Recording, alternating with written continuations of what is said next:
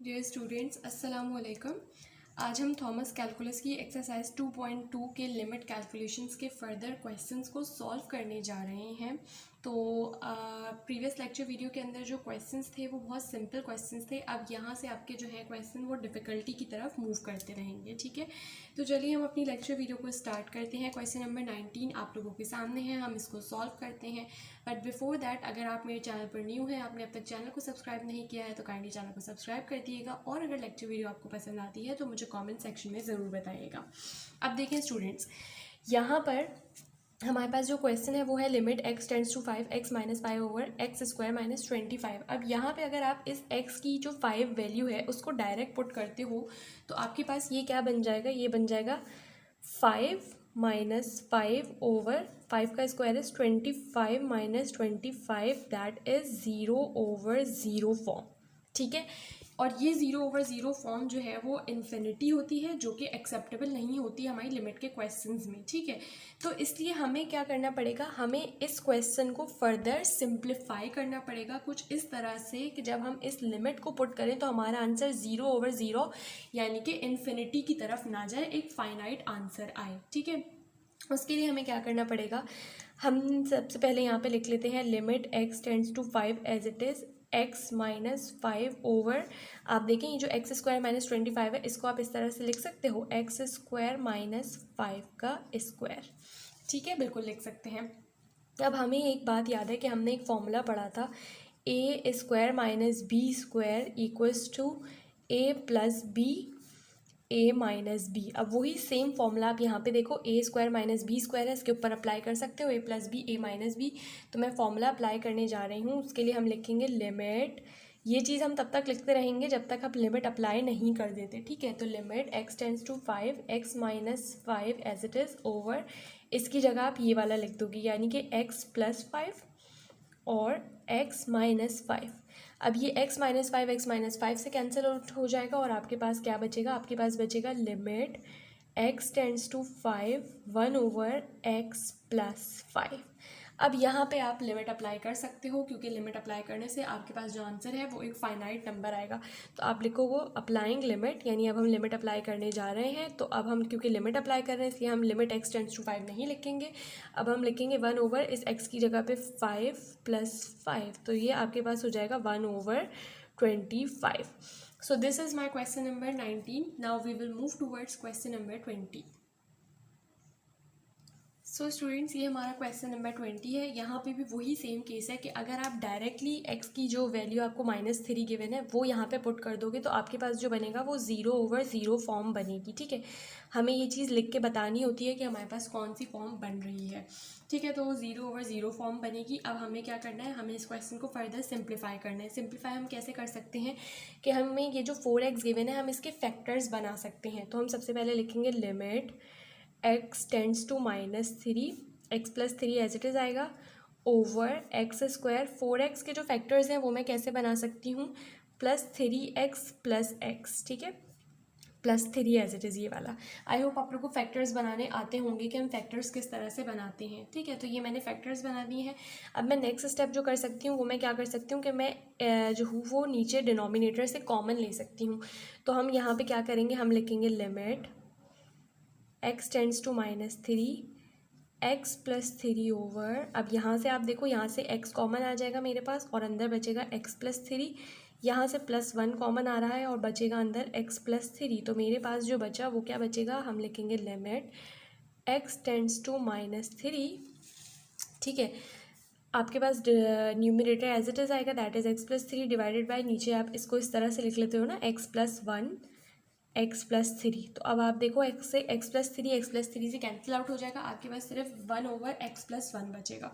तो जब मैं इसके ऊपर लिमिट अप्लाई करूँगी, अब मैं लिमिट अप्लाई करने जा रही हूँ तो अब लिख लेंगे अप्लाइंग लिमिट, कि हम लिमिट अप्लाई करने जा रहे हैं। तो ऊपर क्या बचा है मेरे पास, x प्लस 3 कैंसिल आउट हो चुके हैं, ऊपर 1 बचा है और डिनोमिनेटर में मेरे पास x प्लस 1 है। तो x क्या है, -3 है, तो उसकी जगह -3 और ये +1, तो मेरे पास ये क्या बचा, ये बचा 1 ओवर -3 + 1 होता है -2, तो 1 ओवर -2 मेरे पास क्या है, इसका आंसर है। तो ये क्वेश्चन नंबर 20 था।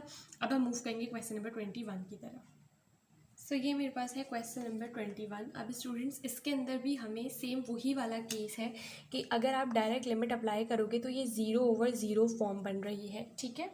तो हमें इसका क्या करना है, हमें इसको सिंप्लीफाई करना है। अब हम सिंप्लीफाई कैसे कर सकते हैं, हम सबसे पहले लिख लेते हैं limit x tends to -5 as it is. अब आपको न्यूमिरेटर के अंदर फैक्टर्स बनाने हैं, तो न्यूमिरेटर में आप जब 3x के फैक्टर्स बनाओगे यहाँ पे इस कंडीशन के हिसाब से, तो आपके पास जो फैक्टर्स बनेंगे वो बनेंगे x² + 5x -2x और ये -10/x + 5, ठीक है। इस 3x की जगह हमने 5x - 2x का जो है वो फैक्टर इस 3x का बनाया है, ठीक है। तो अब यहाँ पे आप क्या कर सकते हो, आप यहाँ पे लिखो limit x tends to -5। Simple अब मैथमेटिक्स है, क्या आप यहाँ से कॉमन लोगे x को तो आपके पास अंदर बचेगा x + 5, यहाँ से आप माइनस लोगे 2 को कॉमन तो आपके पास अंदर बचेगा x + 5/x + 5 आपके पास क्या आ रहा है डिनोमिनेटर में एज इट इज़। देन आप लिख लोगे लिमिट x टेंड्स टू -5, आप x + 5 को एक दफ़ा लिख लोगे और फिर एक दफ़ा x - 2 को लिख लोगे divided by x + 5 as it is. ये आपके पास सिंपल मैथमेटिक्स है। अब देखो x + 5 से x + 5 कैंसिल आउट हो गया, मेरे पास सिर्फ और सिर्फ क्या बचा, हम लिख लेते हैं लिमिट x टेंड्स टू -5 और मेरे पास सिर्फ और सिर्फ x - 2 बचा है।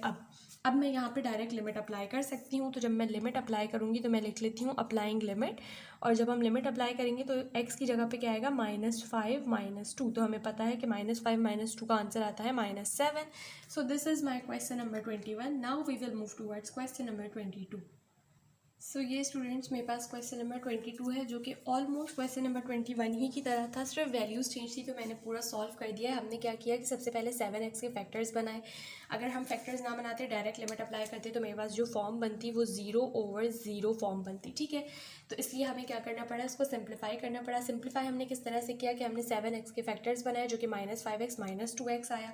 देन हमने फिर सिंपली कॉमन लिया, कॉमन लेने के बाद हमने सिंपल मैथमेटिक्स जो कि x - 5 को एक दफ़ा लिखा, x - 2 को एक दफ़ा लिखा, एज इट इज़ डिनोमिनेटर लिखा, फिर x - 2 से कैंसिल आउट हो गया, हमारे पास सिर्फ x - 5 बचा। देन हमने इसके ऊपर लिमिट अप्लाई की, तो लिमिट की अप्लाई करने पे x की जगह पे हमने 2 रखा और उसके बाद हमारे पास क्या आंसर आया 2 - 5 का -3।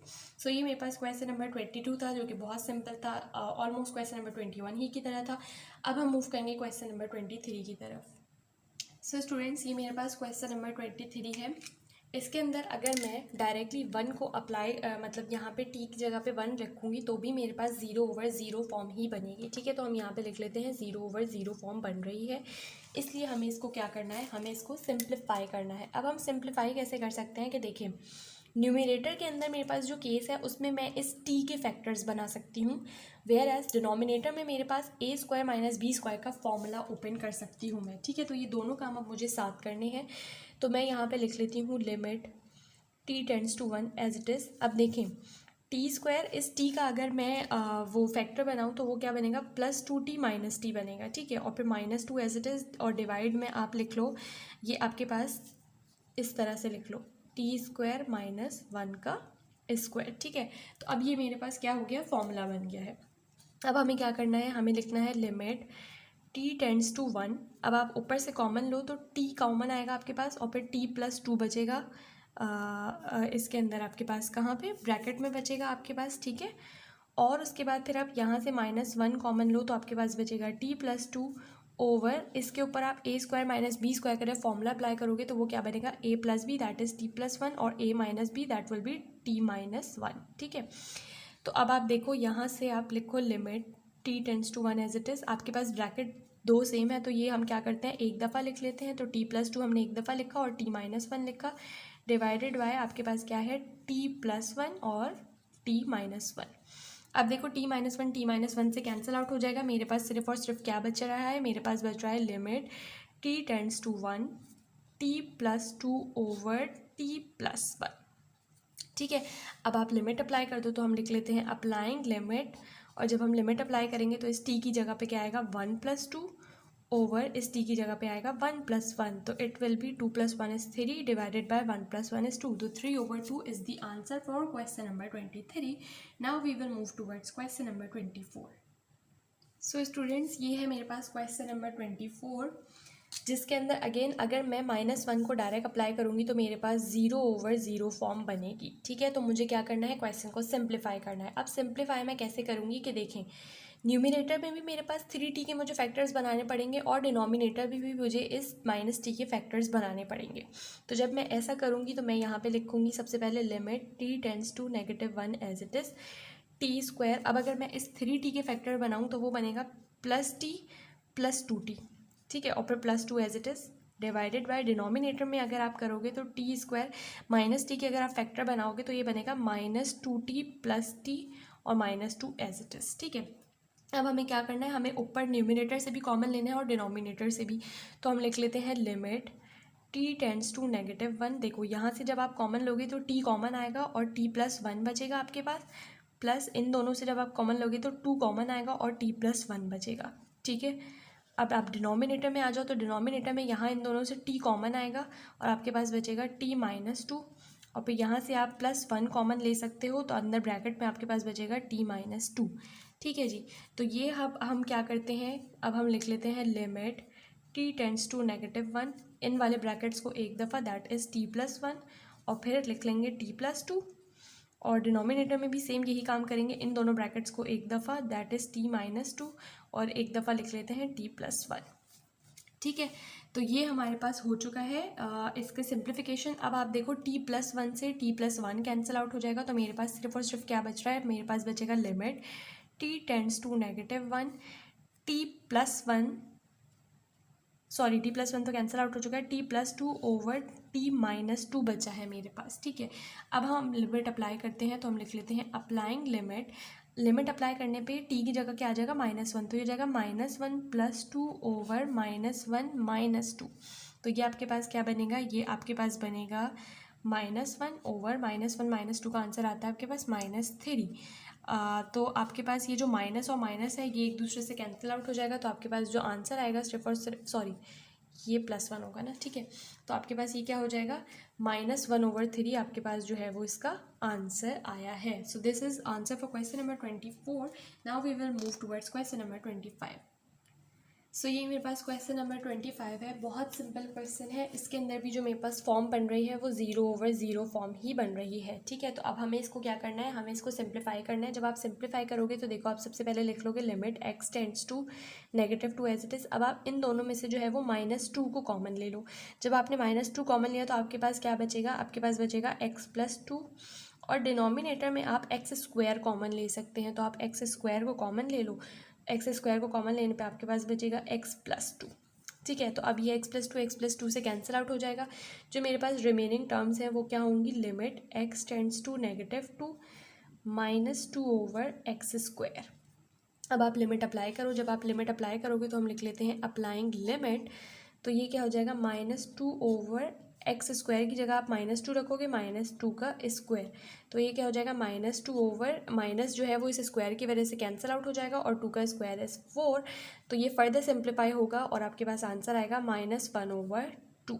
सो this is my question number 25। Now we will move towards question number 26। So students, ये क्वेश्चन नंबर 26 है जो कि क्वेश्चन नंबर 25 जैसा ही था, तो मैंने इसका सॉल्यूशन आप लोगों के सामने डिस्प्ले कर दिया है। मैं आप लोग को एक्सप्लेन कर देती हूँ ये क्या किया है हमने। हमारे पास सबसे पहले 0/0 फॉर्म ही बन रही थी, तो हमें सिंप्लीफाई करना था। सिंप्लीफाई करने के लिए हमने न्यूमिनेटर से y² को कॉमन लिया, तो फिर मेरे पास अंदर क्या बच गया, 5y + 8 बच गया। ठीक है, फिर डिनोमिनेटर से मैंने अगेन y² को कॉमन लिया, तो मेरे पास क्या बच गया, 3y² - 16। अब ये y² से कैंसिल आउट हो गया, तो मेरे पास क्या बच गया, 5y + 8 ओवर 3y² - 16 बच गया। ठीक है, अब जब हमने इसके ऊपर लिमिट अप्लाई करी तो आप देखो, क्योंकि y टेंड्स टू 0 है, तो ये वाली टर्म, यानी आप यहाँ पे जब y की वैल्यू 0 रखोगे तो ये 5y जो है वो भी 0 हो जाएगा, और यहाँ पे जब आप रखोगे तो ये y² जो है वो इस 3 को भी मल्टीप्लाई करके 0 कर देगा, तो आपके पास सिर्फ और सिर्फ क्या बच जाएगा, 8/16 बच जाएगा। ठीक है, तो 8 ओवर -16 बच जाएगा, तो जब आप इसको फर्दर कैंसिल आउट करोगे तो आपके पास आंसर आ जाएगा -1/2। सो क्वेश्चन नंबर 26 भी बहुत सिंपल था। अब हम मूव करते हैं क्वेश्चन नंबर 27 की तरफ, जो कि लिटिल बिट डिफिकल्ट है। सो स्टूडेंट्स, यहाँ पे भी हमारे पास जो फॉर्म बन रही है लिमिट अप्लाई करने पे वो 0/0 फॉर्म ही बन रही है, तो हमें इसको सिंप्लीफाई करना है। अब सिंप्लीफाई करने का आपके पास तरीका क्या है, देखो आप इसको ए स्क्वायर माइनस बी स्क्वायर के फॉर्मूले के साथ ओपन कर सकते हो और इसको ए क्यूब माइनस बी क्यूब के फॉर्मूले पे ओपन कर सकते हो। जब आप ऐसा करोगे तो आपके पास कुछ इस तरीके से आप लिखोगे, लिमिट u टेंड्स टू 1, ये हो जाएगा u स्क्वायर का स्क्वायर माइनस 1 का स्क्वायर। ठीक है, तो ये देखो ये हो गया ए स्क्वायर माइनस बी स्क्वायर का फॉर्मूला। डिवाइडेड में आप इस तरह से लिख सकते हो ए क्यूब माइनस 1 का क्यूब। ठीक है, तो ये देखो ये ए स्क्वायर माइनस बी स्क्वायर का फॉर्मूला बन गया और ये ए क्यूब माइनस बी क्यूब का फॉर्मूला बन गया। तो हमें ए स्क्वायर माइनस बी स्क्वायर का फॉर्मूला तो बहुत अच्छे से याद है, तो हम लिख लेते हैं limit u tends to 1। A square minus B square का फॉर्मूला क्या होता है, a plus B A minus B. तो इस वक्त मेरे पास ए क्या है, u स्क्वायर है, और b क्या है, 1 है। तो a प्लस बी क्या हो जाएगा, u स्क्वायर प्लस 1 हो जाएगा, और a माइनस बी क्या हो जाएगा, u स्क्वायर माइनस 1 हो जाएगा। डिवाइडेड में ए क्यूब माइनस बी क्यूब का जो फॉर्मूला होता है वो है ए माइनस बी। तो जब आप इसको ओपन करोगे तो ये हो जाएगा A minus B, that is U minus 1, क्योंकि ए मेरे पास क्या है, यू, और बी मेरे पास क्या है, 1 है।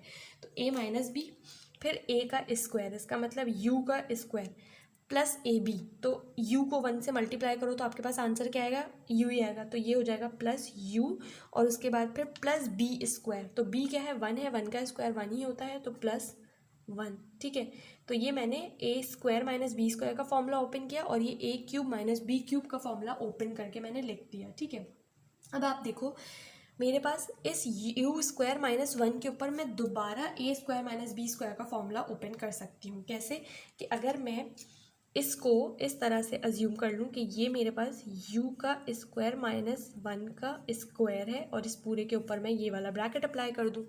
ठीक है, तो ये इसके ऊपर भी मैं इस टर्म भी दोबारा से फॉर्मूला ओपन कर सकती हूँ। तो हम लिख लेते हैं limit u tends to 1, u square plus 1 तो मेरे पास क्या हो जाएगा, एज इट इज़ आ जाएगा। इसके ऊपर आप दोबारा A square minus B square का फॉर्मूला ओपन कर लो तो वो हो जाएगा A minus B, that is U minus 1, और A plus B, that is U plus 1। ठीक है, और डिवाइड में डिनोमिनेटर आपके पास बिल्कुल एज इट इज़ आ जाएगा, जो कि है u minus 1 u square plus you plus 1। ठीक है, अब आप देखो u माइनस 1 से u माइनस 1 कैंसिल आउट हो जाएगा।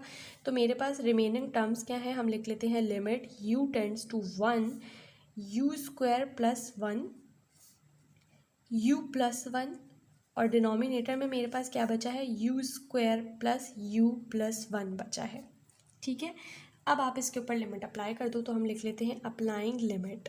तो जब हम लिमिट अप्लाई करेंगे तो ये देखो यू स्क्वायर, और यू मेरे पास क्या है, 1 है, तो ये 1 का स्क्वायर 1 ही होगा, प्लस 1, और फिर यहाँ पे भी जब आप लिखोगे तो ये क्या हो जाएगा, 1 प्लस 1 हो जाएगा। ठीक है, डिवाइडेड में u का स्क्वायर यानी 1 का स्क्वायर तो वो 1 ही रहता है, प्लस u की जगह पे भी 1, और फिर प्लस ये वाला 1। तो आप देखो ये आपके पास क्या बन जाएगा, ये 1 प्लस 1 बन रहा है 2, यहाँ पे भी 1 प्लस 1 बन रहा है 2, डिवाइडेड बाय 1 प्लस 1 प्लस 1 क्या बन रहा है आपके पास, 3 बन रहा है। तो 2 into 2 is 4/3। So this is answer for question number 27। Students अभी के लिए हम अपनी लेक्चर वीडियो को यहीं पर स्टॉप करते हैं। अगर आपको कोई क्यूरी है आप मुझसे कमेंट सेक्शन में पूछ सकते हो। वीडियो पसंद आई है तो चैनल को सब्सक्राइब करो, मुझे कमेंट सेक्शन में ज़रूर बताएं, और अपने फ्रेंड्स के साथ भी शेयर करें ताकि उनकी भी हेल्प हो। नेक्स्ट लेक्चर वीडियो में हम इसी थॉमस कैलकुलस के फर्दर क्वेश्चंस को सॉल्व करेंगे।